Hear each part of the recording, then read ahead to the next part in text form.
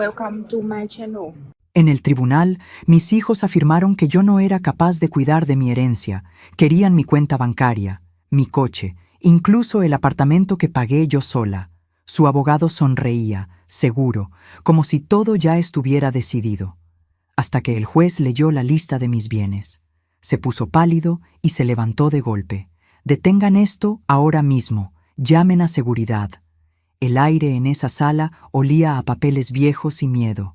Mi miedo, o al menos eso creían ellos. Me senté en aquella silla de madera gastada, con las manos sobre mi regazo, sintiendo cómo el frío del asiento se colaba a través de mi falda gris. 68 años llevaba en este mundo, y nunca imaginé que terminaría aquí, en un tribunal, frente a un juez, siendo juzgada por mis propios hijos. Rodrigo estaba a mi derecha, 42 años, el mismo pelo ondulado de su padre, pero sin su nobleza. Vestía traje azul marino, demasiado elegante para alguien que apenas pagaba su renta a tiempo. Junto a él, Valeria. 39 años, mi única hija, con ese maquillaje perfecto que siempre usaba para esconder lo que no quería que el mundo viera. Llevaba un vestido negro sobrio, como si ya estuviera de luto. Por mí, por la madre que aún respiraba frente a ella. Y entre ellos, como una serpiente enroscada, estaba el licenciado Gamboa. Su traje café brillaba bajo las luces fluorescentes y su sonrisa... Dios, esa sonrisa me revolvía el estómago. Era la sonrisa de alguien que ya había ganado, o eso creía él. Su señoría, comenzó con esa voz engolada que me hacía rechinar los dientes. La señora Carmela Sandoval Méndez presenta un evidente deterioro cognitivo. No puede manejar sus finanzas. Olvida fechas importantes. Confunde conversaciones. Sus propios hijos están aquí, preocupados, porque la aman y quieren protegerla. Protegerla. Esa palabra me atravesó como un cuchillo oxidado. Miré a Rodrigo. Él no sostuvo mi mirada. Sus ojos se desviaron hacia el suelo, hacia sus zapatos recién boleados. Valeria sí me miró, pero solo por un segundo. Vi algo en sus ojos. ¿Culpa? ¿Arrepentimiento? No lo sé. Lo que sí sé es que apartó la vista igual de rápido. El licenciado Gamboa sacó una carpeta. Papeles. Siempre los malditos papeles que la gente usa para destruir vidas. Tenemos pruebas, su señoría. Recibos sin pagar. Citas médicas olvidadas. Testimonios de vecinos que han notado comportamientos extraños. Hizo una pausa dramática. La señora Sandoval tiene una cuenta bancaria con 180,000 pesos, un vehículo Honda Civic modelo 2018 y un departamento de 85 metros cuadrados en la colonia Narvarte. Bienes que podría perder si alguien se aprovecha de su condición. Condición. Como si yo fuera una enfermedad. Como si mis 68 años me hubieran convertido en un trasto que había que guardar en un armario. El juez, un hombre de unos 58 años con el cabello plateado y gafas de marco grueso, revisaba los documentos con expresión seria. Se llamaba Héctor Maldonado. Yo había investigado. Tenía reputación de justo, pero también de impaciente con casos que le hacían perder el tiempo. Si esta historia te está atrapando tanto como me atrapó a mí vivirla, dale like, suscríbete y activa la campanita para que no te pierdas ninguna historia de vida real como esta. Porque lo que viene, nadie lo vio venir. Rodrigo pidió la palabra. Se aclaró la garganta, con ese gesto nervioso que tenía desde niño cuando mentía sobre quién había roto el jarrón de porcelana en la sala. Señor juez, nosotros solo queremos lo mejor para mamá. Es nuestra madre. Nos duele verla así. Necesita ayuda. Necesita que alguien tome las decisiones importantes por ella antes de que sea demasiado tarde. Valeria asintió junto a él, con lágrimas perfectamente calculadas rodando por sus mejillas. ¡Qué gran actuación! Si hubiera puesto ese esfuerzo en visitarme más de 2 veces al año, tal vez hoy estaríamos comiendo tamales en mi cocina en lugar de estar en este teatro grotesco. El juez Maldonado me miró directamente. Señora Sandoval, ¿tiene algo que decir? Mi abogado, El licenciado Armando Reyes, un hombre de 60 años con 3 décadas de experiencia en casos de familia, me tocó suavemente el hombro. Yo asentí. Me puse de pie. Mis rodillas crujieron un poco, sí, pero mi voz salió firme, clara, sin temblor. Señor juez, tengo mucho que decir, pero primero, creo que usted debería abrir ese sobre manila que mi abogado entregó hace 3 días, el que está ahí, bajo su expediente. El juez frunció el ceño, buscó entre sus papeles. Lo encontró. Un sobre manila sellado con el sello notarial bien visible. Gamboa se tensó. Lo vi en cómo se enderezó en su silla. Rodrigo y Valeria intercambiaron miradas confusas. Yo me senté de nuevo. Crucé las manos y esperé, porque lo que estaba a punto de pasar cambiaría todo, y ellos, mis propios hijos, mis propios traidores, no tenían ni la más mínima idea de con quién se habían metido. El juez rompió el sello. El juez abrió el sobre despacio, sacó los documentos y comenzó a leer en silencio. Vi cómo sus ojos se movían de izquierda a derecha, cada vez más rápido. Su expresión cambió. Pero antes de llegar a ese momento, necesito que entiendas cómo llegué hasta aquí. Necesito que conozcas a la mujer que fui y a la que me convertí cuando todos dejaron de mirarme.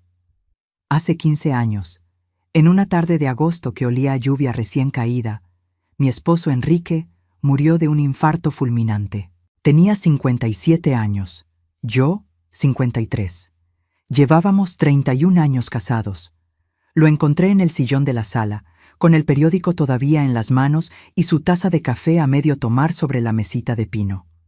Café de olla con canela, como le gustaba. Aún humeaba. Su rostro estaba tranquilo, como si simplemente se hubiera quedado dormido viendo las noticias. Pero no estaba dormido. Grité su nombre hasta que mi garganta ardió. Los vecinos llamaron a la ambulancia. Rodrigo llegó 2 horas después, Valeria al día siguiente. En el funeral, mi hijo me abrazó y dijo: «No te preocupes, mamá, nosotros te cuidaremos». Esas palabras sonaron hermosas entonces. Tardé meses en descubrir que eran huecas.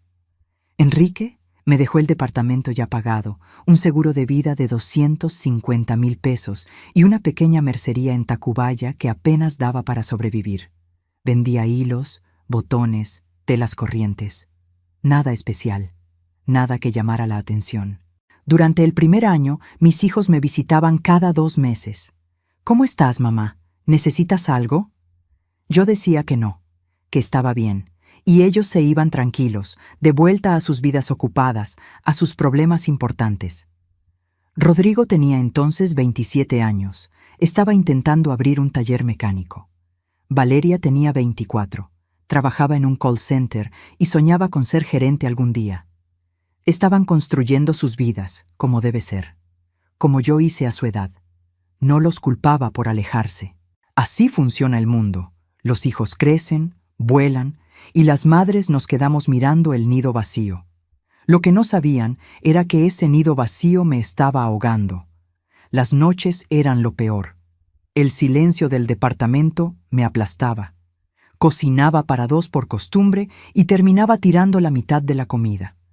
Guardé la última camisa que Enrique usó antes de morir, una de franela a cuadros rojos y negros que olía a su tabaco de pipa dulce y a su loción antigua.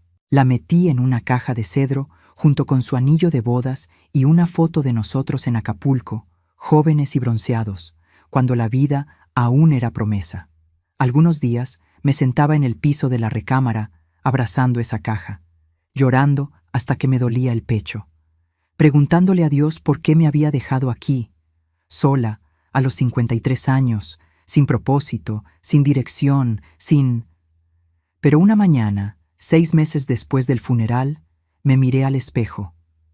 Vi a una mujer con ojeras profundas, con el cabello gris sin arreglar, con una bata vieja de flores descoloridas, y sentí asco de mí misma. «¿Esto es todo?», me pregunté en voz alta.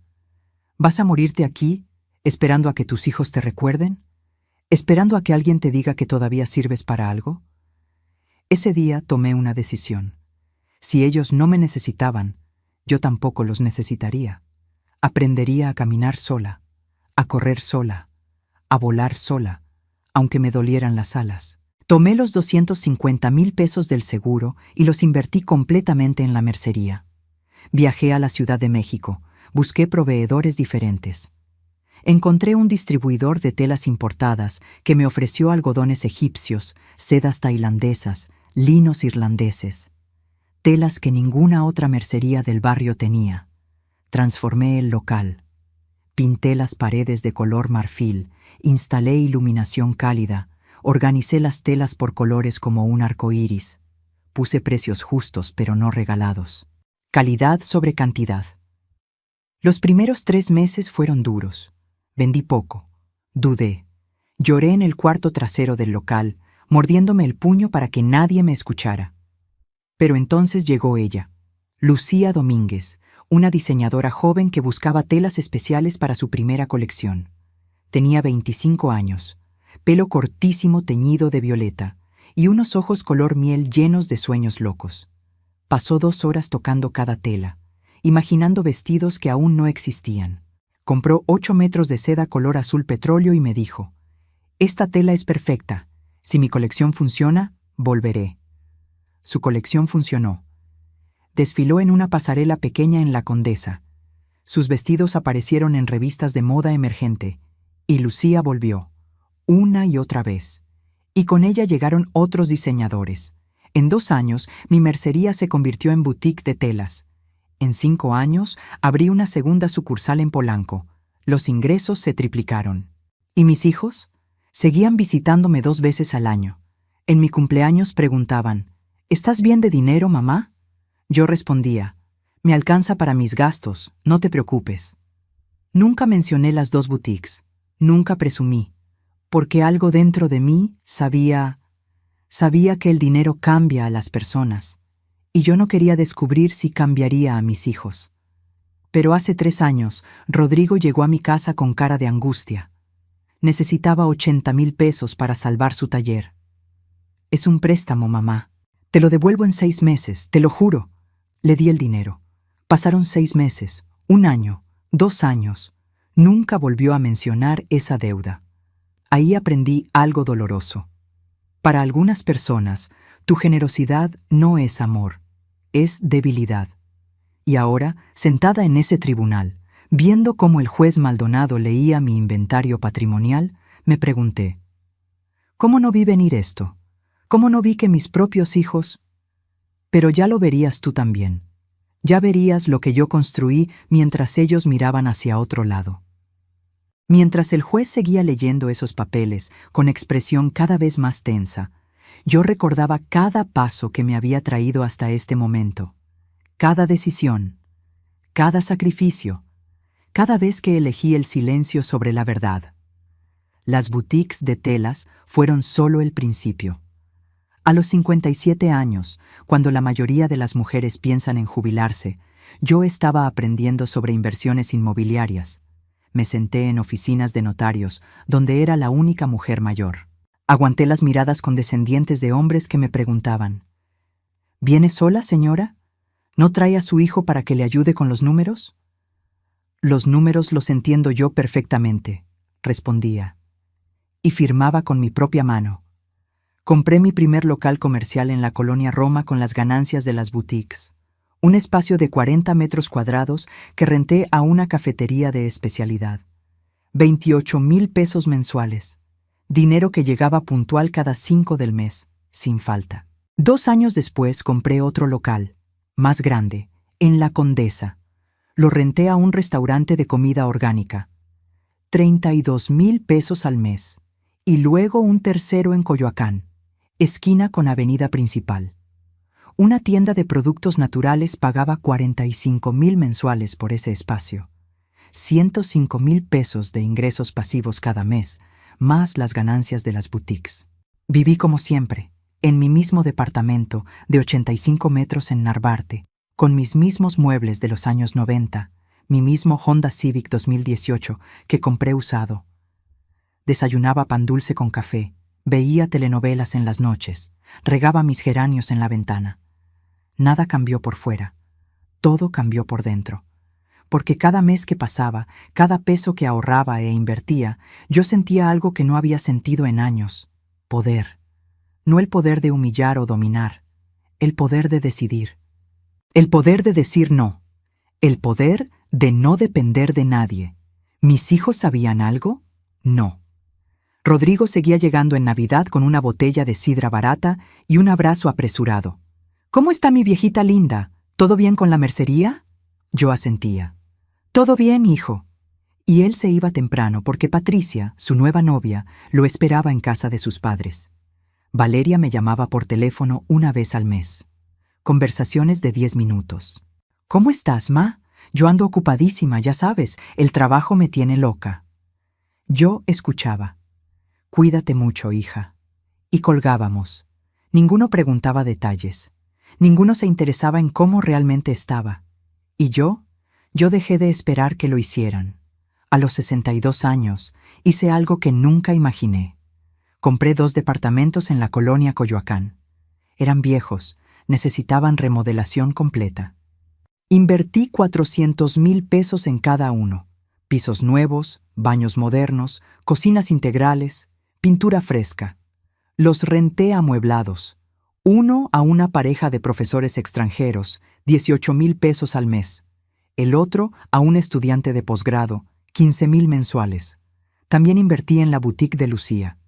Ella había crecido, tenía su propia marca, necesitaba capital para expandirse. Le propuse sociedad. Yo ponía el dinero, ella su talento. 40% para mí, 60% para ella. Justo. Equitativo. En 5 años, esa inversión me generó 2,200,000 pesos en ganancias. Y entonces, hace 4 años, recibí una llamada que cambió todo.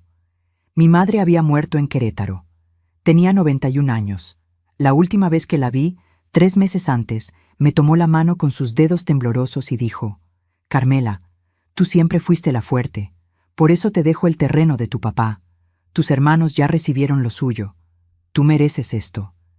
El terreno en Querétaro, 3,000 metros cuadrados en zona de desarrollo, valuado en 4,100,000 pesos. Mi madre lo había conservado por 30 años, esperando el momento correcto. Ese momento era ahora. Lo guardé. No lo vendí. Porque ese terreno no era solo dinero. Era la última caricia de mi madre. Su forma de decirme: «Hija, te vi tu esfuerzo. Vi cómo te levantaste cuando todos pensaban que te quedarías en el suelo».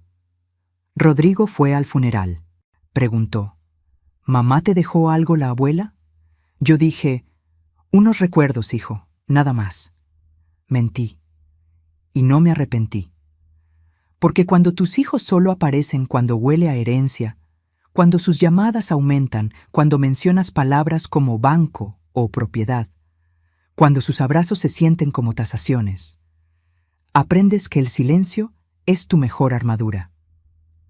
Hace 2 años, en mi cumpleaños 66, los reuní a ambos. Preparé su comida favorita, mole poblano que me llevó 6 horas hacer, arroz rojo, frijoles refritos, tortillas hechas a mano. Puse la mesa con el mantel bordado que mi madre me regaló en mi boda. Rodrigo llegó 1 hora tarde.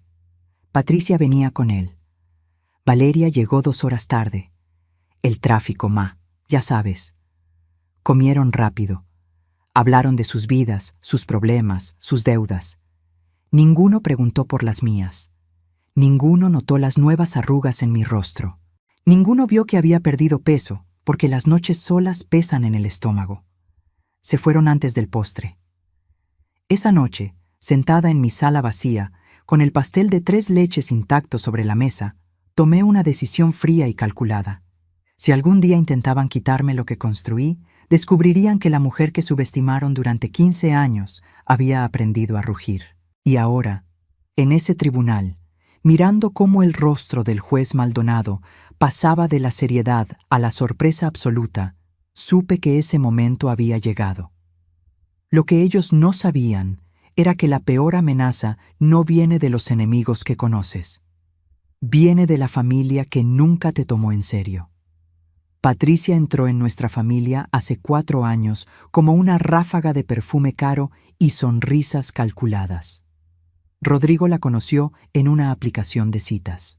Ella tenía 35 años, trabajaba como influencer de estilo de vida, con 20,000 seguidores que consumían sus recomendaciones de productos que nunca podía pagar. Publicaba fotos en restaurantes caros donde solo pedía agua, en boutiques donde nunca compraba, en gimnasios donde su membresía estaba vencida. Era hermosa, eso no podía negarlo. Cabello castaño con reflejos rubios impecables, uñas siempre perfectas, ropa que gritaba, «mírenme». Pero sus ojos eran como 2 cuentas de vidrio. Brillantes, sí, pero vacíos. La primera vez que vino a mi casa, inspeccionó cada rincón con mirada de tasadora. Tocó mis cortinas viejas, revisó mis muebles antiguos, miró mi cocina modesta y sonrió. Una sonrisa que decía, «Pobre viejita, no tiene nada». Rodrigo estaba embelesado. La miraba como si fuera un milagro. «Mamá, ¿no es increíble? Patricia es tan moderna, tan inteligente. Yo preparé café, serví galletas de avena caseras. Patricia las rechazó. Ay, suegrita, estoy cuidando mi figura, ¿sabes?» Pero vi cómo fotografiaba mi sala para, seguramente, reírse después con sus amigas. Se casaron 6 meses después. Una boda sencilla en un salón rentado. Yo les regalé 50,000 pesos. Patricia sonrió y dijo, «Gracias», pero sus ojos decían, «¿Solo esto?». Los primeros meses, Patricia jugaba a la nuera perfecta. Me llamaba «suegrita linda», me traía flores baratas del mercado, publicaba fotos conmigo etiquetadas como «Ash familia hermosa». Pero yo sentía algo debajo, algo viscoso, como cuando levantas una piedra y encuentras insectos corriendo hacia la oscuridad. El cambio comenzó hace 2 años, cuando fui al notario a actualizar papeles de una de mis propiedades. Patricia me había acompañado ese día, supuestamente para ayudar a su suegrita. Yo no quería, pero Rodrigo insistió. «Mamá, déjala, quiere pasar tiempo contigo». En el despacho del notario, mientras yo firmaba, Patricia miró los documentos sobre el escritorio. Vi cómo sus ojos se agrandaron, cómo su respiración cambió, cómo fingió buscar algo en su bolsa para quedarse más tiempo cerca del escritorio. Días después, Rodrigo llegó a mi casa con preguntas extrañas. «Mamá, ¿es verdad que tienes propiedades en renta? Patricia dice que vio algo en el notario». Yo lo miré directo. «Son papeles viejos de la mercería, hijo, no te preocupes». Mentí. Y su rostro de alivio me confirmó que había hecho bien. Pero Patricia no se rindió. Comenzó su campaña sutil, envenenando el oído de mi hijo gota a gota. «Rodrigo, tu mamá está muy sola. ¿No crees que a su edad debería descansar? Tanto trabajar no es sano». Luego, más oscuro. «He notado que olvida cosas. El otro día le pregunté por una conversación y no se acordaba». Mentiras. Yo no olvidaba nada. Pero si repites una mentira suficientes veces, Rodrigo empezó a mirarme diferente. Con lástima, con preocupación exagerada. «Mamá, ¿comiste hoy? ¿Tomaste tus medicinas? ¿Recordaste pagar la luz?». Yo tenía diabetes tipo 2, controlada perfectamente con metformina y dieta. Pagaba mis servicios por internet el mismo día cada mes. Comía 3 veces al día y hacía ejercicio en el parque cada mañana. Pero para Patricia, yo era una anciana al borde del colapso. Valeria se unió al coro. Ella tenía sus propios problemas. Deudas de tarjetas de crédito que alcanzaban los 340,000 pesos, compras compulsivas de ropa que nunca usaba, zapatos que se quedaban en cajas, salidas a bares caros para impresionar a amigas que solo la querían cuando pagaba las copas. Un día, las 2 mujeres se encontraron en mi casa. No sabían que yo estaba en la recámara. Escuché todo. «Valeria, tu mamá tiene más de lo que aparenta». «Lo sé. Vi documentos, propiedades, cuentas». Patricia hablaba rápido, emocionada. «¿No te parece sospechoso que nunca nos diga nada? ¿Y si alguien la está manipulando? ¿Un vecino? ¿Un abogado? Valeria dudó. Escuché el silencio. Luego, tienes razón, hay que protegerla, antes de que sea tarde. Protegerla. Esa palabra otra vez, como si amor y robo fueran sinónimos. Patricia sembró la idea perfecta. Rodrigo, tu mamá está vulnerable. A su edad puede firmar cosas sin entender. Puede perder todo. Necesita que ustedes tomen control legal. Por su bien. Y mi hijo, mi Rodrigo, el niño que mecí durante noches de fiebre, que abracé en sus peores pesadillas, que defendí de los bullies en la escuela, ese hijo me traicionó. Creyó a su esposa sobre su madre, porque Patricia había encontrado su debilidad. Rodrigo siempre fue débil de carácter. Siempre necesitó que alguien decidiera por él. Primero fui yo, luego fue ella. Y ella decidió destruirme. Una tarde, mientras tomábamos té en mi sala, Patricia soltó la bomba. Suegrita, Rodrigo y yo estamos preocupados. Has estado muy olvidadiza últimamente. Quizás deberíamos llevarte con un doctor, solo para revisar que todo esté bien. Yo sostuve mi taza con manos firmes. La miré directo a esos ojos de vidrio. Patricia, mi mente está perfecta, pero gracias por tu preocupación. Su sonrisa se congeló. Por un segundo, vi el veneno puro. Luego volvió la máscara. Claro, suegrita. Solo queremos lo mejor para ti. Lo que no sabían era que yo también había estado preparándome. Grabé conversaciones, guardé mensajes, documenté cada visita sospechosa, cada pregunta extraña, cada intento de hacerme parecer incapaz. Porque si algo aprendes cuando construyes un imperio desde la nada es esto: nunca subestimes a tus enemigos, ni siquiera cuando comparten tu sangre. Las visitas que antes eran 2 veces al año se convirtieron en 2 veces por semana. Rodrigo, Valeria, Patricia, siempre juntos, siempre vigilantes, siempre preguntando: «Mamá, ¿ya desayunaste? ¿Tomaste tu medicina? ¿Cerraste bien la puerta cuando saliste?». Preguntas que sonaban inocentes, pero que llevaban un mensaje oculto. Eres incapaz. Necesitas supervisión. Eres una carga. Patricia llegó con una libreta. Suegrita, vamos a organizarte mejor. Anota aquí cada medicina que tomas, a qué hora, para qué es. Me entregó la libreta como si fuera una niña de primaria aprendiendo a escribir. Yo la tomé. Sonreí y la guardé en un cajón donde sabía que nunca la volvería a ver. Pero eso no detuvo su campaña. Un martes por la tarde, llegaron los 3 sin avisar. Yo estaba cocinando arroz rojo, con ese olor a jitomate y ajo llenando la cocina. Patricia entró directo a revisar mi refrigerador. «Ay, suegrita, ¿cuánto tiempo tiene esta leche aquí? Se ve sospechosa». Tomó la botella, revisó la fecha. Estaba fresca, comprada 2 días antes. Pero igual dijo: «Mejor la tiro, ¿no? No queremos que te enfermes». Tiró mi leche a la basura, en mi propia casa. Valeria revisó mi pastillero. «Mamá, aquí hay pastillas sueltas. ¿Sabes para qué es cada una?». Yo sabía. Metformina 850 mililitros, una en la mañana, una en la noche. Atorvastatina 20 mg para el colesterol, una antes de dormir. Pero antes de que pudiera responder, Valeria ya estaba moviendo la cabeza con preocupación fingida. «Rodrigo, mira esto. Está desorganizada». Me trataban como testigo en mi propia vida. La gota que derramó el vaso fue un jueves de mayo. Yo había ido al supermercado. Compré lo de siempre: jitomates, cebollas, chiles, tortillas, café. Al regresar, encontré a los 3 en la puerta de mi edificio. «Nos llamó tu vecina, doña Refugio. Dice que te vio confundida esta mañana». Mentira. Doña Refugio era amiga mía desde hacía 20 años. Nunca diría eso. Pero resulta que Patricia le había dado 5,000 pesos para que testimoniara que yo andaba despistada, hablando sola, olvidando cerrar la puerta. Doña Refugio necesitaba el dinero para pagar sus medicinas de presión, y Patricia lo sabía. Me llevaron con el doctor. No mi doctor de siempre, sino uno que ellos escogieron.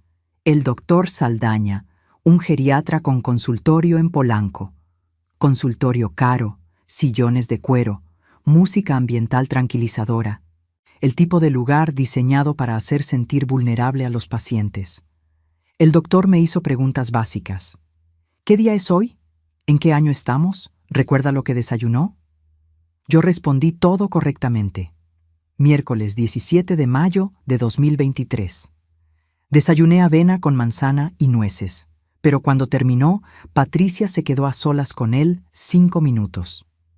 5 minutos que me costaron un diagnóstico de deterioro cognitivo leve. Yo vi el billete de 500 pesos que Patricia deslizó sobre el escritorio del doctor junto con una sonrisa. Pagó por mi diagnóstico falso como quien compra tortillas. Las humillaciones se intensificaron. Patricia comenzó a publicar en sus redes sociales fotos mías saliendo del consultorio médico con el texto: cuidando a mi suegrita que está olvidadita. Familia es todo. Miata amor de sangre. 322 likes. Comentarios de sus seguidoras. Qué hermosa eres, Patricia. Bendita tú por cuidar a tu suegra. Ojalá mi nuera fuera así. Usaba mi supuesta enfermedad para ganar seguidores. Un día estaban las tres, Patricia, Valeria y una prima lejana, en mi sala cuando decidí ir a la recámara. Necesitaba un momento a solas. Abrí la caja de cedro, saqué la camisa de franela de Enrique. La apreté contra mi pecho, respiré profundo. Quería sentir su aroma a tabaco, aunque ya casi había desaparecido después de 15 años. Lloré, en silencio, como había llorado 1000 noches desde que mis hijos decidieron que yo era un problema a resolver. Patricia entró sin tocar. Me encontró con la camisa, con lágrimas rodando. No dijo nada en ese momento. Solo tomó una foto con su celular y salió. Media hora después, escuché su voz en la sala. ¿Ven? La encontré llorando con una camisa vieja, hablándole como si su esposo estuviera ahí. Vive en el pasado, no está bien. Mi dolor se convirtió en evidencia de mi locura. Rodrigo entró a mi cuarto. Vi culpa en sus ojos, pero también determinación envenenada. Mamá, creo que necesitas más ayuda de la que pensábamos. Esa noche, sola en mi cama, me permití quebrarme. Lloré hasta que me dolió la garganta. Golpeé la almohada. Grité contra la tela para que nadie me escuchara. Pregunté a Enrique, donde quiera que estuviera, por qué me había dejado sola con esto. Pero a la mañana siguiente, me levanté.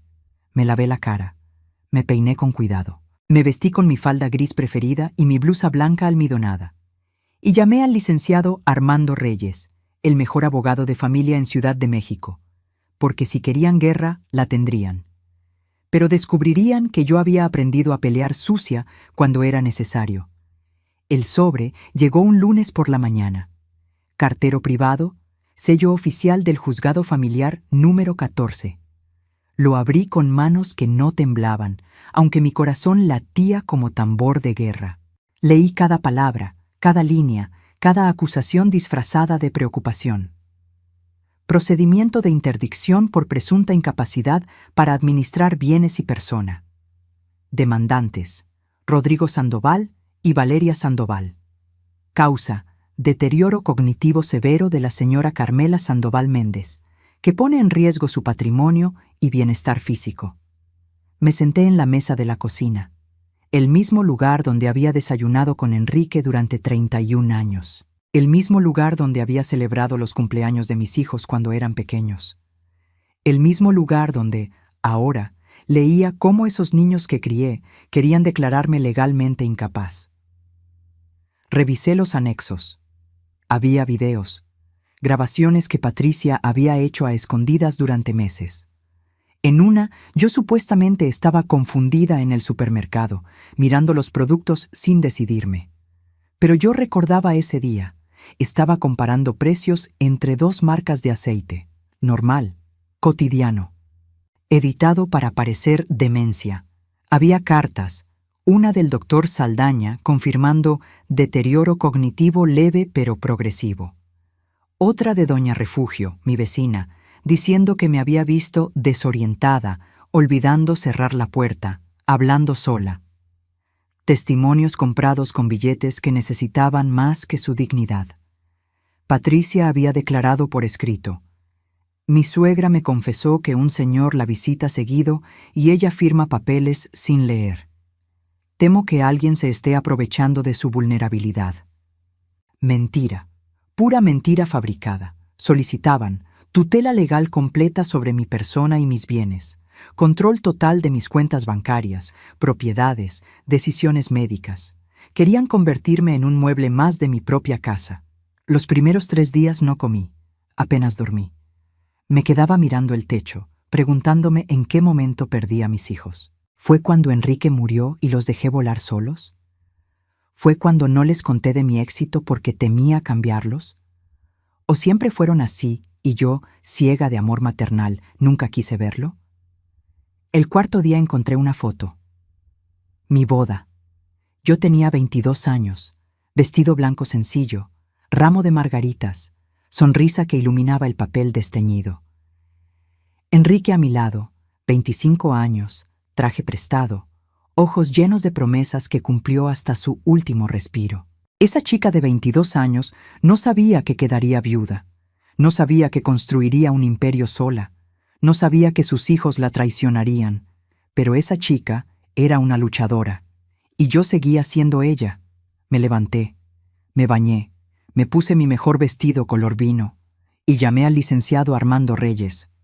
Su despacho estaba en Reforma, piso 12, con vista a todo el Ángel de la Independencia. El licenciado tenía 60 años, cabello completamente blanco, traje gris impecable y ojos que habían visto 1000 tragedias familiares. Señora Sandoval, dijo después de revisar toda la documentación, esto es un intento claro de fraude procesal. Pero voy a serle honesta. Estos casos son difíciles de ganar si no tenemos evidencia contundente. Tengo evidencia, dije, y saqué mi teléfono. Mostré grabaciones propias de conversaciones con Patricia donde ella sugería ayudarme a firmar papeles o manejar mi dinero. Mostré mensajes donde Rodrigo le preguntaba ¿cuánto crees que tenga?, refiriéndose a mi patrimonio. Mostré estados de cuenta impecables de los últimos 5 años, cada pago a tiempo, cada inversión razonada, cada movimiento financiero perfectamente documentado. Necesito evaluaciones médicas, dijo el licenciado, con especialistas independientes, que destruyan ese diagnóstico falso. En 2 semanas me evaluaron 3 doctores. Doctora Estela Vega, neuróloga con 32 años de experiencia. Me hizo pruebas cognitivas exhaustivas. Resultado: función cerebral excelente para mi edad. Memoria superior al promedio. 0 signos de demencia. Doctor Julio Montemayor, geriatra reconocido. Examen físico completo, pruebas de coordinación, evaluación de capacidades. Resultado: paciente lúcida, orientada, completamente capaz de tomar decisiones. Doctora Carmen Robledo, psiquiatra forense. 3 sesiones de evaluación psicológica. Resultado: no hay deterioro cognitivo. Paciente con inteligencia emocional alta, capacidad de razonamiento intacta. Pero el licenciado Reyes cavó más profundo. Investigó a Rodrigo. Encontró que había falsificado mi firma 2 meses atrás en una solicitud de préstamo bancario por 150,000 pesos. El banco había rechazado la solicitud, pero el intento quedó registrado. Teníamos análisis pericial de firmas que demostraba falsificación. Investigó a Patricia. Descubrió 2 demandas civiles por fraude en ventas por catálogo. Una por 67,000 pesos, otra por 89,000. Clientes que nunca recibieron productos pagados. Patricia los bloqueaba en redes sociales y desaparecía. Investigó al doctor Saldaña. Bomba. Tenía suspensión temporal de licencia en el estado de Jalisco por diagnósticos fraudulentos pagados por familiares que buscaban heredar anticipadamente. Y entonces hicimos el movimiento final. Preparé un inventario patrimonial completo, certificado por notario público. Cada propiedad, cada cuenta, cada inversión, cada peso. Lo sellamos en un sobre manila y lo entregamos al juzgado 3 días antes de la audiencia. ¿Está segura de esto?, preguntó el licenciado Reyes. Una vez que abran ese sobre, su patrimonio real será público en esa sala. Yo lo miré a los ojos. Licenciado, mis hijos quieren humillarme públicamente. Es justo que su humillación también sea pública. La noche antes de la audiencia, me senté en mi sala. Toqué los muebles viejos que Enrique y yo compramos con tanto sacrificio. Miré las fotos en la pared. Rodrigo con su primer uniforme escolar, Valeria en su graduación, todos sonriendo en tiempos donde el amor no tenía precio. Lloré, una última vez, por los hijos que perdí, por la familia que nunca volvería a ser. Y al día siguiente, me puse mi falda gris, mi blusa blanca, recogí mi cabello en un moño digno, y fui a ese tribunal a mostrarles quién era realmente Carmela Sandoval Méndez, la mujer que subestimaron, la mujer que construyó un imperio en silencio, la mujer que nunca volvería a arrodillarse ante nadie. En ese tribunal, mientras el juez Maldonado abría el sobre Manila con manos curiosas, yo recordé algo que mi padre me dijo cuando tenía 15 años. Mija, el león no ruge cuando va a atacar, ruge después, cuando ya ganó. Yo había sido silenciosa durante 15 años. Hoy era el día de rugir. El licenciado Reyes se puso de pie con elegancia calculada. Su señoría, solicito permiso para presentar evidencia adicional que desmiente cada acusación presentada contra mi clienta. El juez Maldonado asintió, aún leyendo los documentos del sobre. Su expresión era indescifrable, pero vi cómo sus cejas se arqueaban cada vez más. Proceda, licenciado. Armando Reyes era un maestro del drama legal. Caminó hacia el centro de la sala con un portafolio de cuero bajo el brazo. Patricia se removió incómoda en su asiento. Rodrigo miraba hacia abajo. Valeria se mordía el labio inferior, ese gesto nervioso que tenía desde niña cuando sabía que había hecho algo mal. Su señoría, la señora Carmela Sandoval, no solo es perfectamente capaz de administrar sus bienes, es, de hecho, una de las mujeres más astutamente competentes que he conocido en 30 años de carrera. Sacó el primer documento. Evaluación neurológica de la doctora Estela Vega, neuróloga certificada por el Consejo Mexicano de Neurología. Conclusión: función cognitiva superior al promedio para su grupo etario. Memoria excelente. 0 signos de deterioro. Lo pasó al juez. Luego el segundo. Evaluación geriátrica del doctor Julio Montemayor. Conclusión: paciente lúcida, orientada en tiempo, espacio y persona, completamente capaz de tomar decisiones. Y el tercero. Evaluación psiquiátrica forense de la doctora Carmen Robledo. Conclusión: no hay evidencia de deterioro cognitivo. Paciente con inteligencia emocional elevada. El abogado Gamboa intentó objetar. Su señoría, esas evaluaciones fueron solicitadas por la defensa. Son parciales.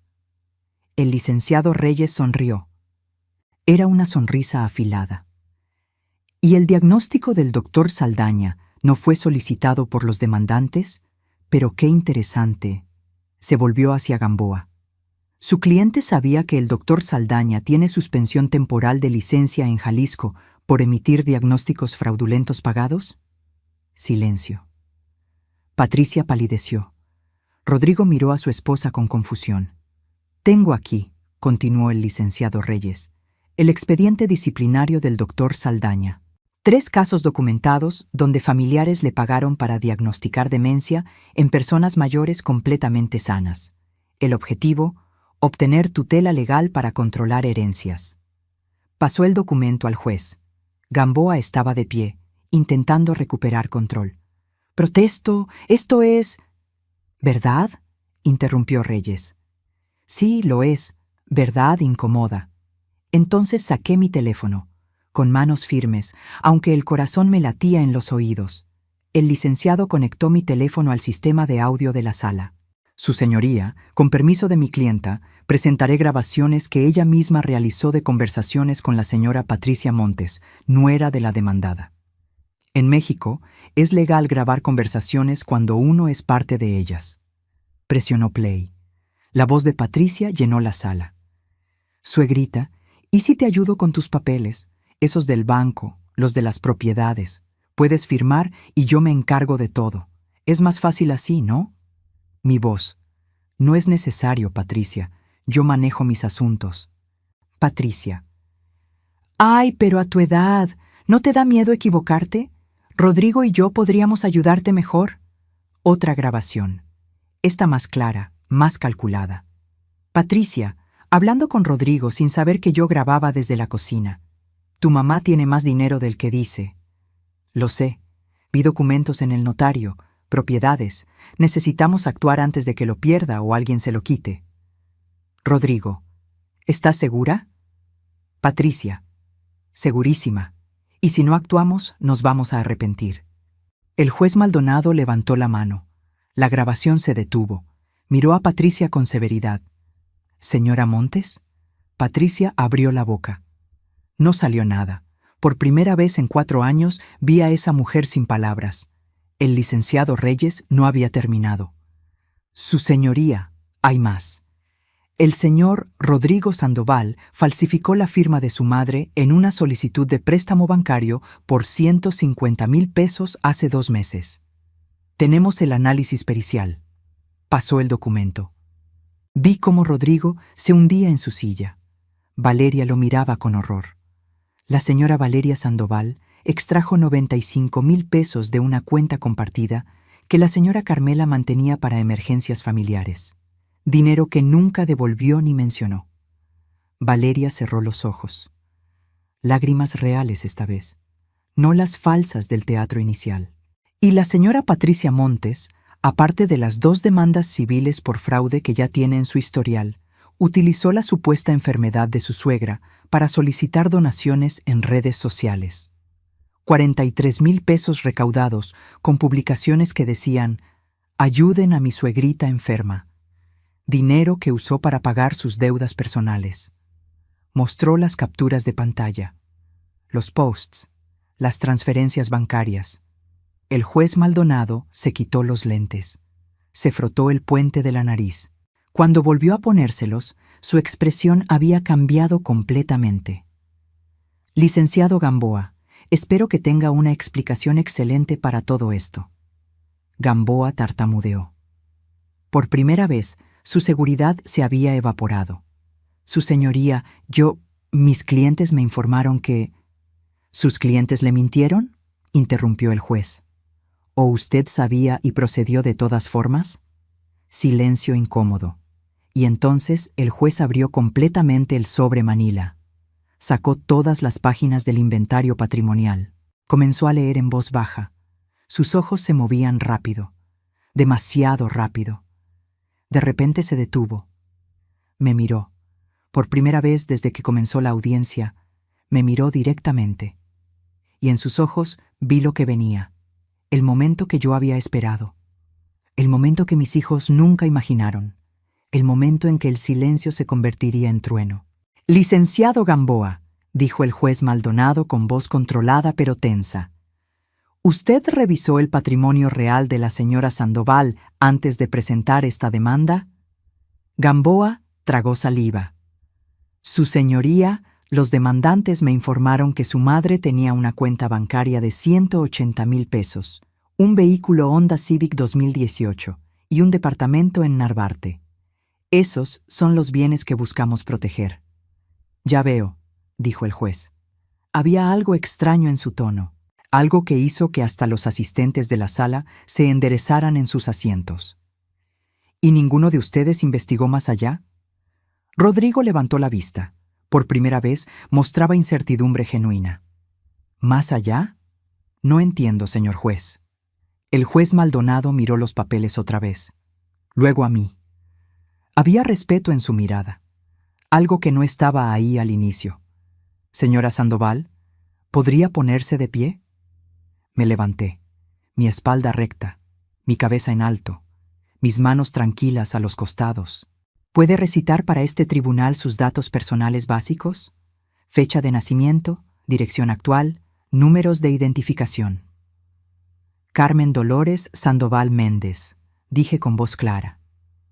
Nacida el 12 de marzo de 1957 en Puebla, 68 años de edad. Domicilio actual. Avenida Cuauhtémoc, 847, Departamento 502, Colonia Narvarte, código postal 03020, Ciudad de México. INE número. Recité los 16 dígitos sin pausar. CURP. Los 18 caracteres, perfectos. El juez asintió. ¿Recuerda qué desayunó esta mañana? Avena con manzana, canela y nueces. Café americano sin azúcar. 2 vasos de agua natural. ¿Qué día es hoy? Jueves 22 de junio de 2025. ¿Puede decirme las fechas de nacimiento de sus hijos? Rodrigo Antonio Sandoval Méndez, 15 de abril de 1983. Valeria Cristina Sandoval Méndez, 28 de septiembre de 1986. Rodrigo cerró los ojos, porque él no recordaba mi fecha de cumpleaños. Lo supe por su expresión. ¿Puede enumerar sus propiedades y sus valores aproximados? Y aquí llegó el momento. Cuenta bancaria personal en Banco Santander, 180,000 pesos. Cuenta de inversiones en GBM, 3,847,000 pesos. 3 locales comerciales en renta. Uno en la Roma valuado en 2,800,000 pesos. Uno en la Condesa valuado en 3,200,000 pesos. Uno en Coyoacán valuado en 2,500,000 pesos. Patricia dejó de respirar. La vi. Su pecho se detuvo. Continué. Participación del 40% en boutique de telas, Lucía Domínguez Diseño, valuada en 2,200,000 pesos. 2 departamentos en renta en la colonia Coyoacán, valuados conjuntamente en 5,600,000 pesos. Terreno de 3,000 metros cuadrados, en Querétaro. Zona de desarrollo, valuado en 4,100,000 pesos. El silencio en la sala era absoluto. Podía escuchar la respiración agitada de Valeria, el ligero gemido que escapó de los labios de Patricia. Valor total de mi patrimonio, dije mirando directamente a mis hijos, 24,427,000 pesos. Rodrigo se puso blanco, como si alguien hubiera drenado toda la sangre de su cuerpo. Se aferró a los brazos de su silla. Patricia abrió la boca. No salió sonido. Sus ojos de vidrio ahora mostraban algo. Pánico puro. Valeria se tambaleó incluso sentada. Se llevó una mano al estómago como si fuera a vomitar. El juez Maldonado se puso de pie. Su expresión había pasado de seria a genuinamente molesta. «Detengan esto ahora mismo». Todos saltamos, hasta los asistentes judiciales. «Licenciado Gamboa, ¿usted tenía conocimiento del patrimonio real de la señora Sandoval?» «Yo... No, su señoría. Mis clientes nunca... Sus clientes intentaron obtener tutela legal sobre 24 millones de pesos presentando evidencia fraudulenta». El juez casi gritaba. «Esto no es protección familiar. Esto es intento de desfalco». Se volvió hacia el asistente judicial. «Llamen a seguridad. Quiero que se investigue inmediatamente cada documento presentado por la defensa». Patricia intentó levantarse. 2 guardias de seguridad ya estaban en las puertas.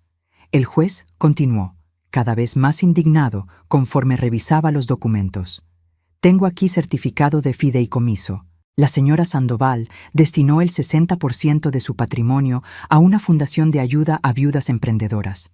14,656,000 pesos, fideicomiso irrevocable, establecido hace 6 meses con el notario público número 147.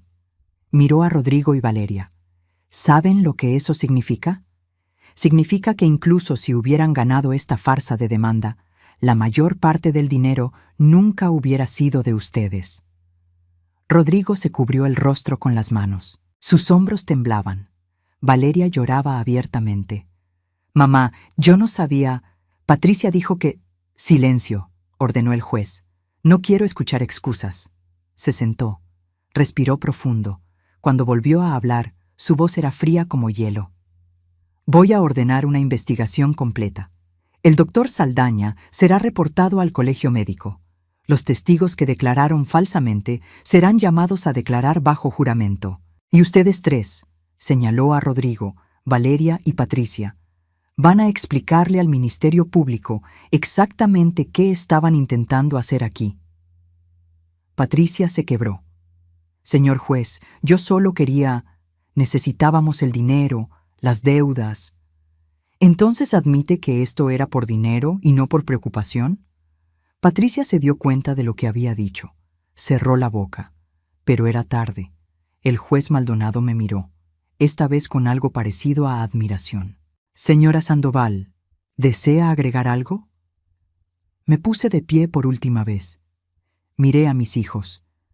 A esos dos adultos que alguna vez fueron los bebés que amamanté, los niños que abracé en sus pesadillas, los adolescentes que defendí contra el mundo. Sí, su señoría. Quiero que quede claro que cada peso que tengo lo gané yo, sin ayuda de nadie, sin herencia fácil, trabajando 16 horas al día, sacrificando, llorando, levantándome cada vez que la vida me tumbaba. Mi voz no tembló. Y mientras yo construía todo eso, mis hijos me visitaban 2 veces al año. Nunca preguntaron cómo estaba realmente. Nunca notaron que había perdido peso. Nunca se dieron cuenta de que su padre murió hace 15 años y yo seguí celebrando su cumpleaños sola cada año. Rodrigo sollozó, un sonido quebrado, infantil. Así que no, su señoría. Esto no era protección. Esto era codicia disfrazada de amor. El juez asintió lentamente. Queda denegada la demanda de interdicción. Adicionalmente, ordeno investigación por intento de fraude procesal. Esta audiencia se levanta. El mazo golpeó la madera, y yo, Carmela Sandoval Méndez, salí de ese tribunal con la cabeza en alto, porque algunas batallas no se ganan con gritos, se ganan con verdad. Pero la historia no terminó con el mazo del juez. Porque cuando sales de un tribunal después de destruir las mentiras de tu propia familia, no hay sensación de victoria. Solo hay vacío, un vacío inmenso que te traga entero. Salí de esa sala. El pasillo del juzgado olía a limpiador industrial y desesperanza.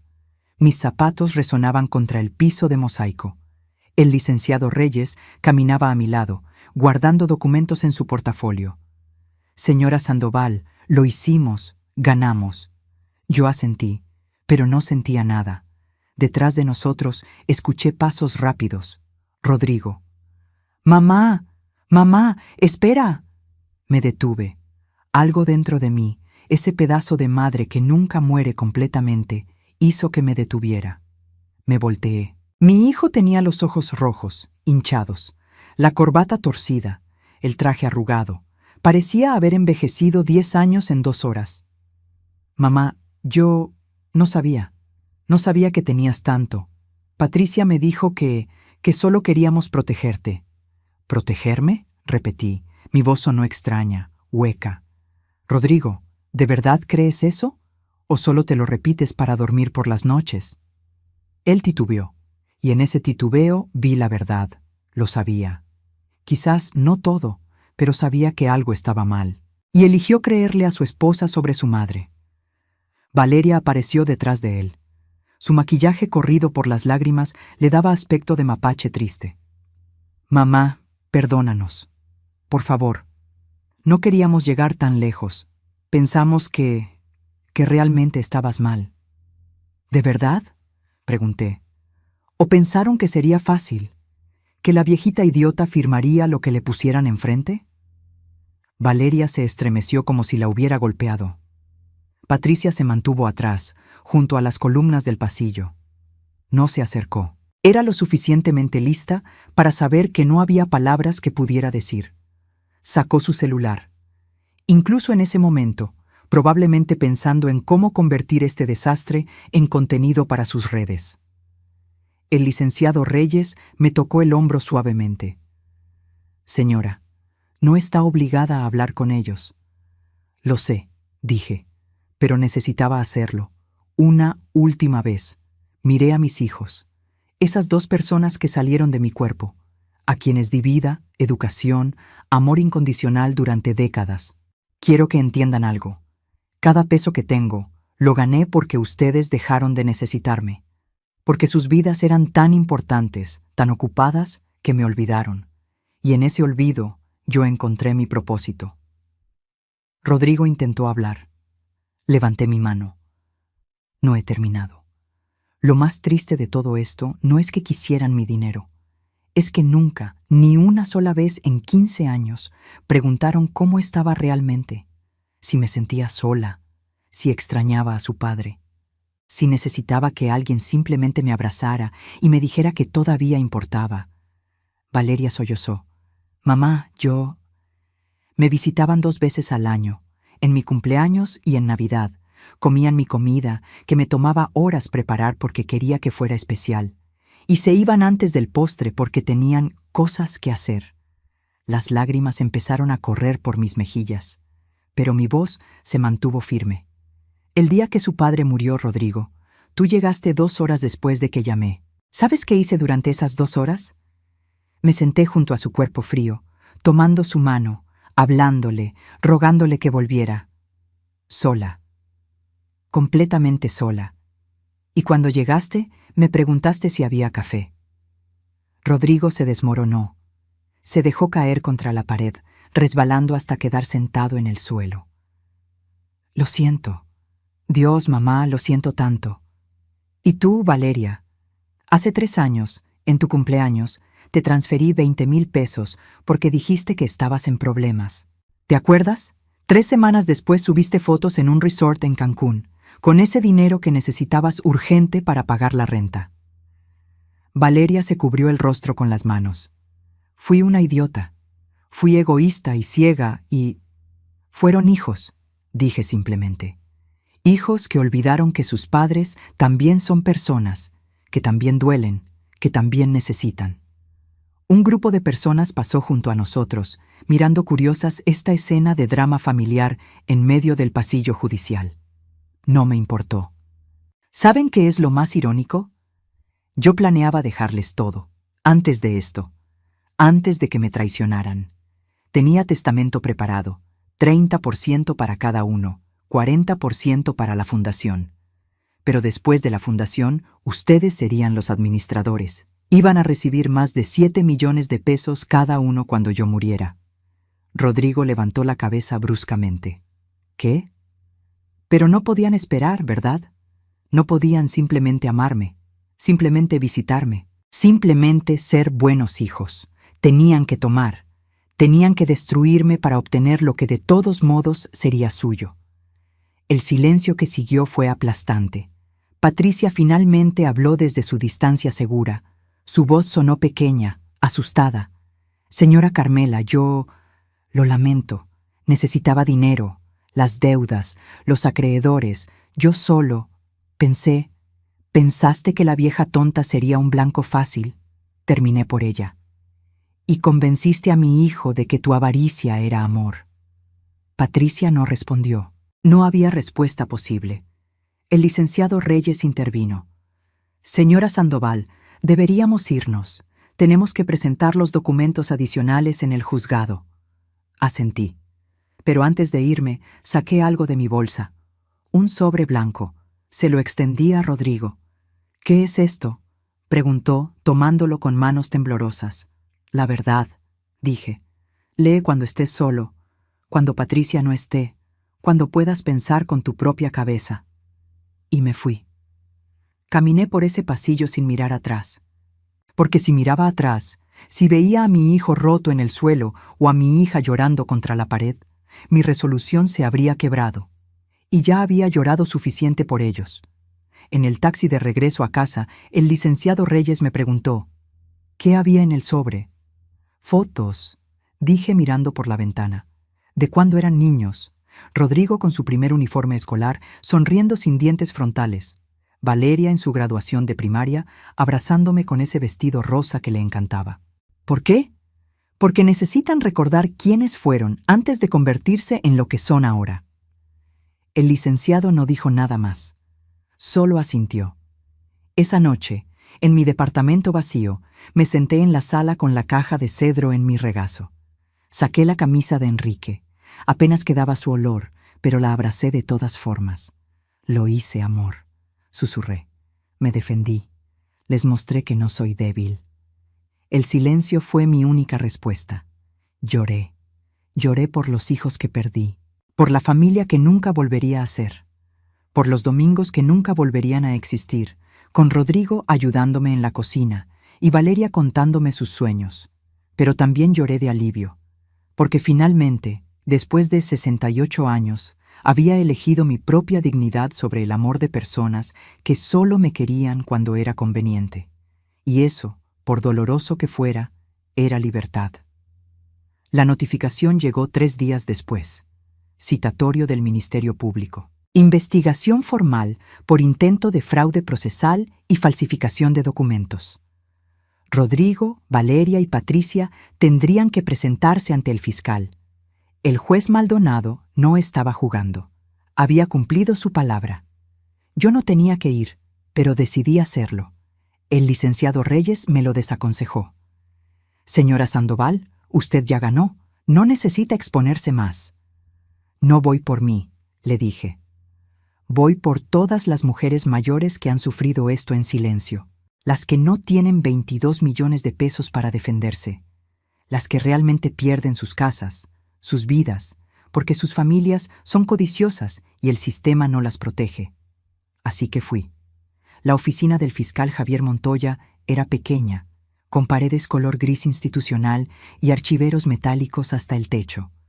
Él tenía unos 45 años, bigote recortado y expresión de alguien que había visto demasiada maldad humana.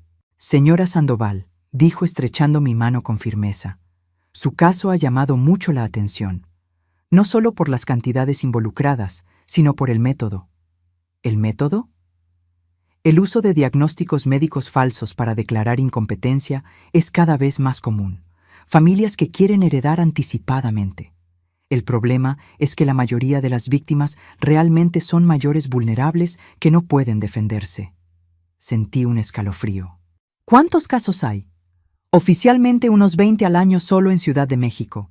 Extraoficialmente, probablemente cientos. Muchos nunca llegan a tribunal. Las familias convencen a la víctima de que es por su bien, le quitan todo y nadie se entera.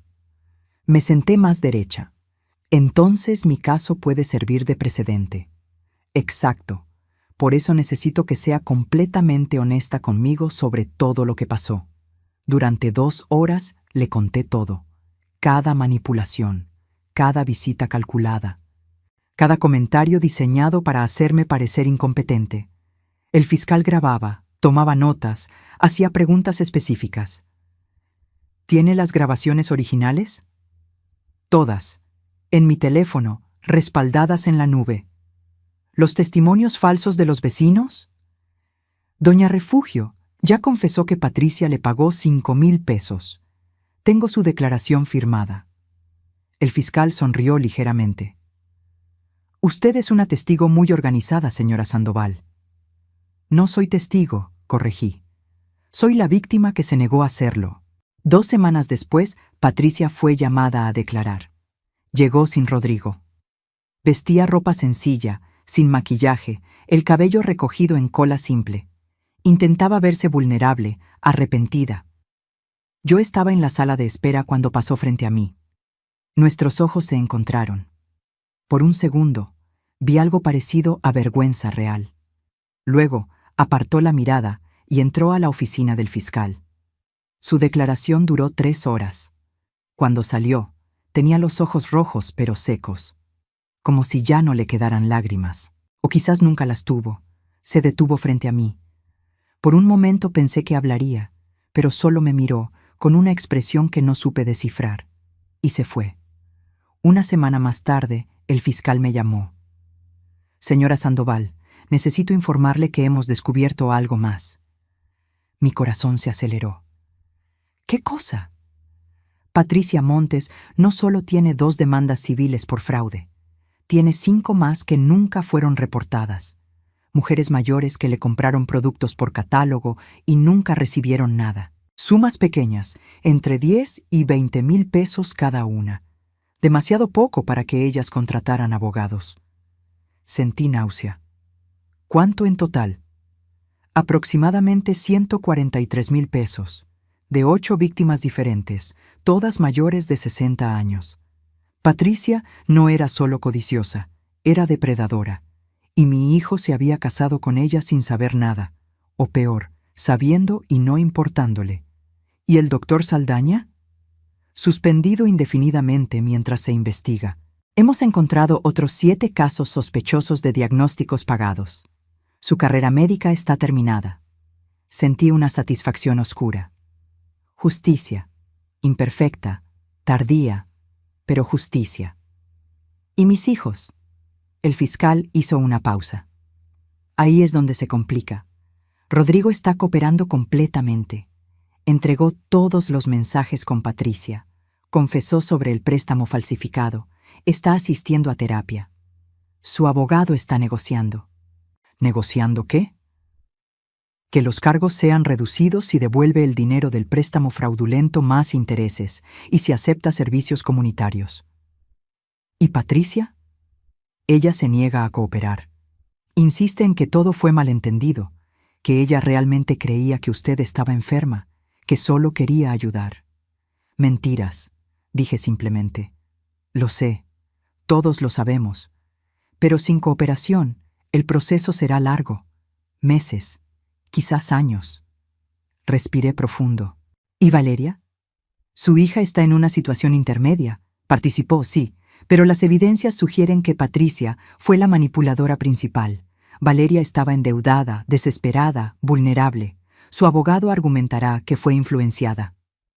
¿Eso la excusa? No, pero puede reducir su responsabilidad legal. Me quedé callada, pesando opciones. Fiscal Montoya, ¿puedo hacer una propuesta? Escucho. Y así fue como diseñé mi propia justicia, porque el sistema legal castiga con cárcel y multas. Pero yo quería algo más profundo. Quería que aprendieran. Mi propuesta fue simple pero devastadora. Rodrigo devolvería los 150,000 pesos del préstamo falsificado, más 50,000 de intereses y daños. Total, 200,000 pesos que no tenía. Tendría que trabajar, ahorrar, sacrificarse, como yo hice durante 15 años. Además, él y Valeria trabajarían 6 meses en la fundación de ayuda a viudas emprendedoras que yo había creado, sin sueldo, servicio comunitario real, ayudando a mujeres que sí estaban vulnerables, que sí necesitaban apoyo, aprendiendo lo que significa construir desde cero. Patricia tendría que devolver cada peso de las donaciones fraudulentas, 43,000 pesos, y hacer un video público en sus redes sociales explicando la verdad completa, sin filtros, sin excusas, confesando que mintió, manipuló y usó a una mujer mayor como carnada para dinero. Si cumplían todo eso en 6 meses, yo no presentaría cargos penales adicionales. Si no cumplían, el fiscal procedería con el peso completo de la ley. ¿Está segura?, preguntó el fiscal Montoya. Usted tiene derecho a exigir justicia criminal completa. La justicia no siempre es cárcel, dije. A veces es hacer que las personas miren al espejo y odien lo que ven. El fiscal asintió lentamente. «Es usted una mujer sabia, señora Sandoval». «No», corregí. «Soy una madre rota que está intentando salvar lo que queda de sus hijos, aunque ellos no lo merezcan. Esa noche reformé mi testamento. 70% a la fundación. 20 millones de pesos para ayudar a mujeres viudas a comenzar negocios, a educarse, a nunca depender de nadie. 30% en fideicomiso para Rodrigo y Valeria. Pero no recibirían nada hasta los 60 años de edad. Y solo si demostraban, mediante trabajo y servicio comunitario documentado, que habían cambiado genuinamente. Patricia no heredaría nada. Incluso si seguía casada con Rodrigo, el fideicomiso específicamente la excluía. Firmé los documentos con el notario. Mi mano no tembló, porque finalmente entendí algo. El amor de madre es incondicional, pero el respeto se gana. Y la herencia no es derecho, es regalo. Y yo había terminado de regalar cosas a gente que no las valoraba. El día que Rodrigo vino a pedirme perdón de rodillas, llovía. Yo estaba en mi departamento, preparando café de olla, cuando sonó el timbre. Miré por la mirilla. Era él, solo, sin Patricia, empapado por la lluvia, con un sobre manila en las manos. Abrí la puerta. «Mamá», dijo, su voz quebrada, los ojos hinchados. «Por favor, déjame entrar, necesito hablar contigo». Lo dejé pasar, no por compasión, por curiosidad. Se quedó en el recibidor, goteando sobre mis mosaicos. No se atrevió a entrar más. Tengo el dinero, dijo extendiendo el sobre.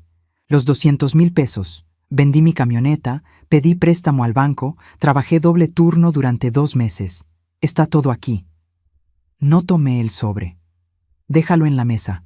Lo hizo con manos temblorosas. ¿Y? Pregunté fríamente. Y me inscribí en la fundación. Empiezo el lunes. 6 meses de servicio. Lo que dijiste. ¿Y Patricia? Su rostro se contrajo. Me divorcié. Eso sí me sorprendió. ¿Cuándo? Hace 3 semanas. Presenté los papeles el día después de que subió su video confesión. Se pasó una mano por el cabello mojado. Mamá, yo no sabía. No sabía cuántas mujeres había estafado. No sabía que todo era mentira desde el principio. Sabías suficiente, dije sin emoción. Sabías que yo no estaba enferma. Me viste recitar de memoria mis datos en el tribunal. Me viste manejar números que la mayoría de las personas no puede recordar. Y aún así, seguiste adelante. Porque soy débil, dijo, y su voz se quebró completamente. Porque siempre he sido débil. Necesito que alguien me diga qué hacer. Primero fuiste tú, luego fue Patricia, y elegí mal. Elegí a la persona equivocada. Me elegiste en mi contra, corregí. ¿Qué es diferente? Se dejó caer contra la pared. Resbaló hasta quedar sentado en el suelo, igual que en el tribunal. Te he perdido, ¿verdad? No importa lo que haga, ya te perdí. Lo miré desde arriba. Este hombre de 42 años que lloraba como niño en mi entrada. Y sentí nada. El cordón que me ataba a él se había cortado en ese tribunal. No me perdiste, Rodrigo, dije suavemente. Me dejaste ir hace años, cuando dejaste de llamar, cuando olvidaste mi cumpleaños, cuando solo aparecías cuando necesitabas dinero. Yo solo dejé de esperarte. ¿Hay algo que pueda hacer? ¿Algo para que me perdones? El perdón no se ruega, se gana. Trabaja tus 6 meses. Ayuda a esas mujeres de verdad, no porque sea obligación legal. Aprende lo que significa construir algo sin ayuda. Y quizás, en unos años, cuando yo esté muerta, recordarás este momento y entenderás lo que perdiste. No digas eso, sollozó. Por favor, mamá. ¿Por qué? ¿Porque te hace sentir culpable? Bien. La culpa significa que todavía tienes conciencia. Úsala. Me dio la espalda y fui a la cocina. Serví mi café. Lo tomé lentamente, escuchando los sollozos apagados de mi hijo en el recibidor. Cuando terminé, regresé. Él seguía ahí, ahora con la cabeza entre las rodillas. «Puedes irte», dije. Se levantó con dificultad. Caminó hacia la puerta. Se detuvo. «¿Mamá? ¿Qué?» «Las fotos que me diste. Las miro todos los días y me odio. Me odio por lo que le hice a ese niño de las fotos, por convertirme en esto». «Bien», dije. «El autoodio es el primer paso hacia el cambio». Y cerré la puerta detrás de él. Valeria vino 2 días después, con flores, rosas amarillas, mis favoritas. Excepto que yo nunca le había dicho que eran mis favoritas. Probablemente las compró al azar. «Mamá», dijo cuando abrí. «¿Podemos hablar?» La dejé entrar. Las flores las puse en un florero sin agua. Un gesto pequeño pero deliberado. Ella lo notó. Se mordió el labio. «Empiezo en la fundación la próxima semana», dijo. «Con Rodrigo. 6 meses. Lo sé, el fiscal me informa de todo. Mamá, yo... Patricia me manipuló. Me hizo creer que... Basta», la interrumpí. «No me insultes con excusas. Patricia era manipuladora, sí. Pero tú eres adulta. Tomaste decisiones. Firmaste documentos. Testificaste en mi contra». Sus ojos se llenaron de lágrimas. Estaba desesperada. Las deudas, los acreedores llamándome día y noche, amenazando con demandas. Pensé que si tenías tanto dinero... ¿Pensaste que no me daría cuenta? ¿Pensaste que la tonta de tu madre simplemente firmaría su vida? No, yo... Creí que realmente estabas mal. Patricia mostró videos, testigos. El doctor dijo, y nunca, ni una sola vez te preguntaste si era verdad. Nunca viniste a mí directamente.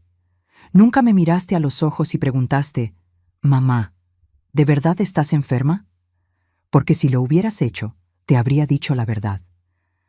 Valeria se desmoronó en el sofá, porque sabía. En el fondo, sabía que estabas bien. Pero quería creer la mentira porque era más fácil, porque significaba dinero, solución rápida a todos mis problemas. Al menos era honesta. Eso era algo.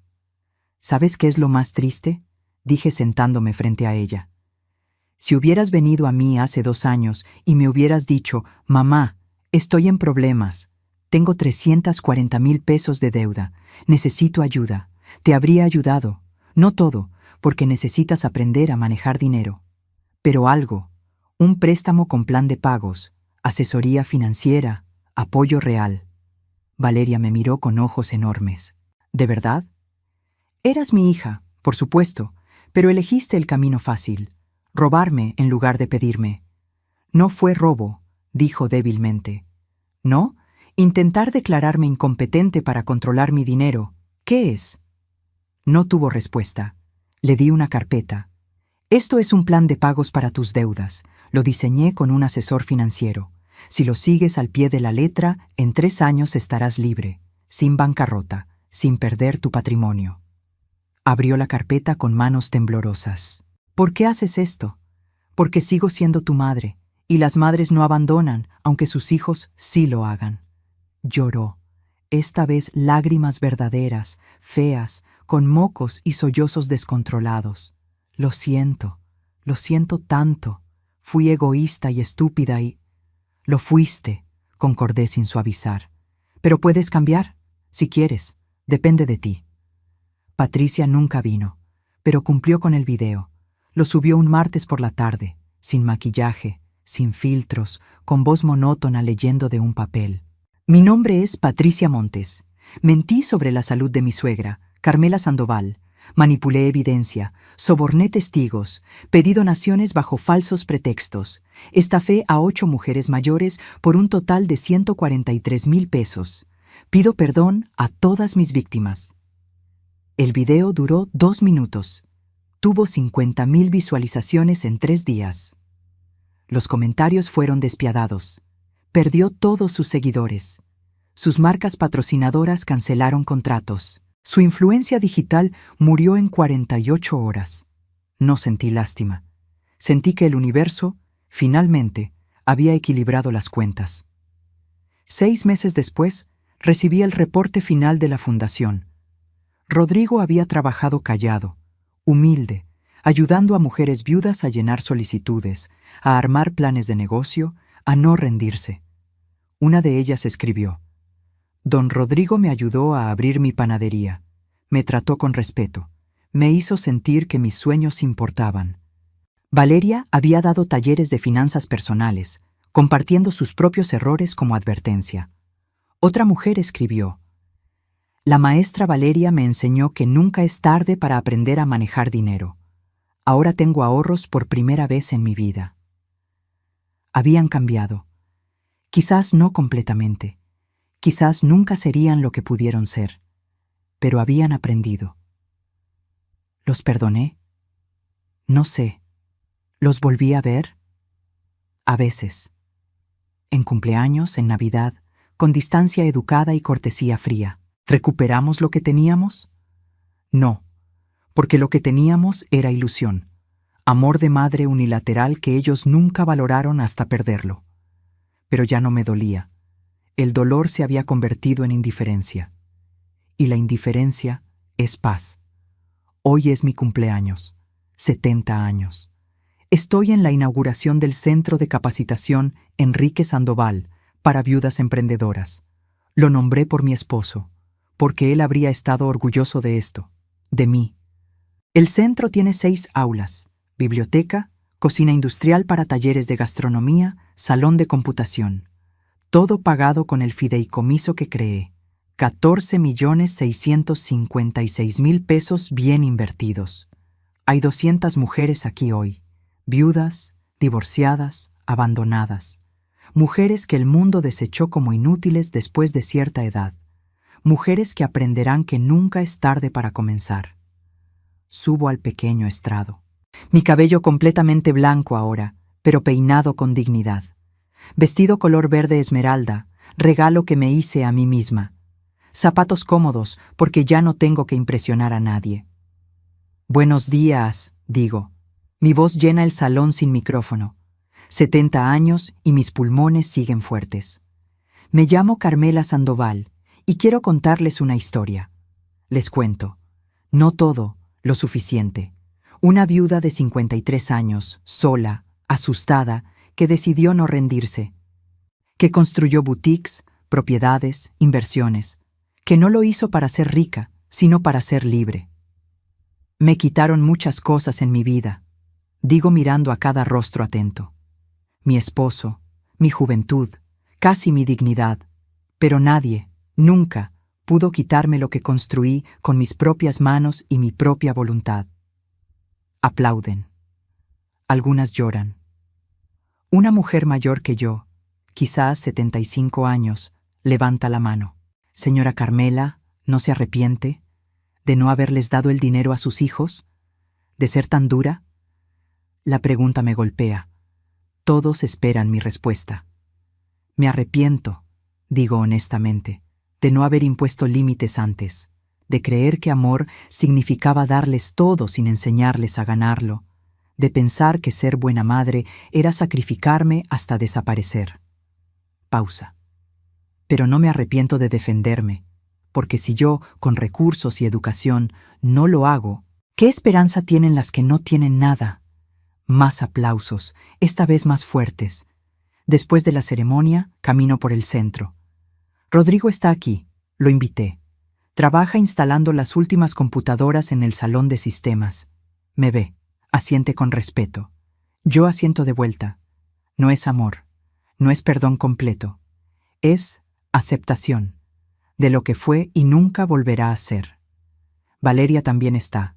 Organiza material didáctico en la biblioteca. Me ve. Sonríe tímida. Yo sonrío de vuelta, igual de tímida. Pequeños pasos, quizás en algunos años.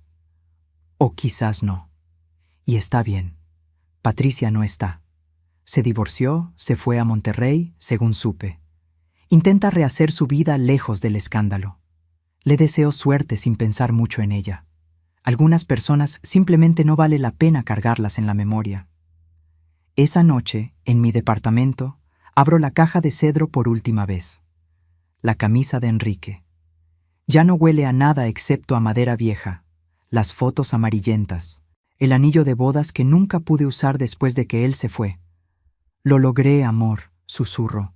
Sobreviví, más que sobrevivir, florecí. Cierro la caja, la guardo en el ropero. Es tiempo de dejarla ir, de dejar ir tantas cosas. En la mesa de la cocina encuentro una carta. La reconozco. Letra de Valeria. La abro. Leo. Mamá, no espero perdón. Solo quiero que sepas que la mujer que conocí en el tribunal no fue la madre que recordaba. Fue alguien más fuerte, más completa, más real. Me he dado cuenta de que nunca te conocí. Solo conocí la versión de ti que existía para nosotros. La madre que cocinaba, limpiaba, daba sin pedir. Quiero conocer a Carmela, la mujer, la empresaria, la sobreviviente. Si algún día me das esa oportunidad, la tomaré con las dos manos. Tu hija que está tratando de ser mejor. Valeria. Leo la carta 3 veces. Luego la doblo cuidadosamente y la guardo en la caja de cedro, junto con las fotos de cuando mis hijos eran pequeños. Porque aunque el pasado duele, todavía tiene valor. Es la tierra donde creció quien soy ahora. Me paro frente al espejo del baño. 70 años mirándome de vuelta, arrugas profundas alrededor de los ojos, papada que ninguna crema elimina, manchas de edad en las manos. Pero también veo ojos claros, alerta, vivos, postura recta, sonrisa que ya no necesita aprobación de nadie. Veo a una mujer que perdió muchas batallas, pero ganó la guerra. la guerra contra las expectativas, contra la idea de que las mujeres mayores son descartables, contra la creencia de que el amor de madre significa autodestrucción. Hola, Carmela, me digo al espejo. Mucho gusto en conocerte finalmente. Y por primera vez en 70 años me siento completa. Reflexión final, porque la verdadera riqueza no está en lo que posees, sino en lo que no permites que te quiten. No se trata de cuánto dinero acumules, sino de cuánta dignidad conserves. No se trata de cuántos hijos tengas, sino de cuánto respeto exijas. Las mujeres de mi generación aprendimos a dar hasta vaciarnos, a servir hasta desaparecer, a amar hasta destruirnos. Pero algunas aprendemos, antes de que sea demasiado tarde, que podemos ser madres, esposas, abuelas, sin dejar de ser nosotras mismas. Que decir no no es egoísmo, es supervivencia. Que imponer límites no es crueldad, es amor propio. Y que nunca, nunca es tarde para reconstruirte de tus propias cenizas y volar más alto que todos los que apostaron a tu caída. Yo perdí a mis hijos ese día en el tribunal, pero me reencontré a mí misma. Y si algún día vuelven, no encontrarán a la madre que conocieron. Encontrarán a la mujer que debí ser siempre, inquebrantable. Si esta historia tocó tu corazón, si viste reflejada a tu madre, tu abuela, o incluso a ti misma en estas palabras, no estás sola. Déjame tu comentario contándome desde dónde nos estás escuchando. Dale like si crees que las mujeres mayores merecen respeto. Y suscríbete para más historias reales de dignidad, resistencia y justicia. Porque mientras haya una sola mujer dispuesta a levantarse y rugir, habrá esperanza. Fin.